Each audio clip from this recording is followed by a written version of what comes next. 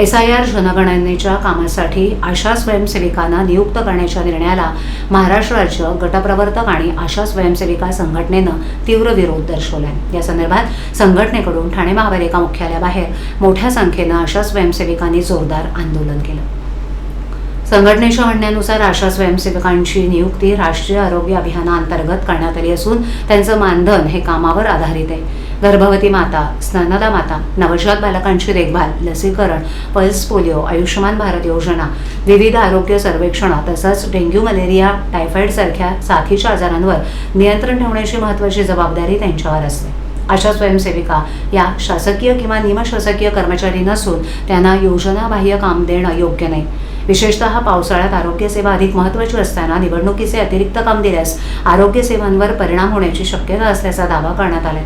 तसंच आरोग्य सेवा आयुक्त आणि राष्ट्रीय आरोग्य अभियानाच्या 23 ऑगस्ट 2019च्या आदेशानुसार आशा स्वयंसेविकांना BLO किंवा निवडणुकीची कामं देऊ नयेत असे स्पष्ट निर्देश असल्याचंही संघटनेनं म्हटलंय। आशा स्वयंसेविकांची निवडणूक कामावरील नियुक्ती तात्काळ रद्द करण्यात यावी, अन्यथा येणाऱ्या 21 तारखेला ठाणे महापालिकेवर आंदोलन करण्यात येईल असा इशारा महाराष्ट्र राज्य गटप्रवर्तक आणि आशा स्वयंसेविका संघटनेनं दिला आहे। यावेळेला कामगार नेते रवींद्र चांगो शिंदे, महाराष्ट्र राज्य गटप्रवर्तक आणि आशा स्वयंसेविका संघाच्या वतीनं आम्रपाली खरात यांनी प्रसारमाध्यमांशी बोलताना अधिक माहिती दिली।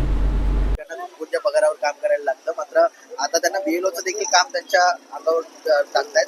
या सगळ्या विरोधात आपण मोर्चा काढलेला आहे। काय नेमकी आपली मागणी असणार आहे आणि मागणी पूर्ण नाही झाली तर पुढचा पाऊल काय असेल? अतिआवश्यक सेवेसाठी कार्यरत आशा स्वयंसेविकांची नियुक्ती सहाय्यक BLO म्हणून करण्यात आलेली आहे। शासनाचे जे आदेश आहे त्या आदेशामध्ये BLO किंवा सहाय्यक BLO हे फक्त शासकीय कर्मचारी आणि निमशासकीय कर्मचारी होऊ शकतात।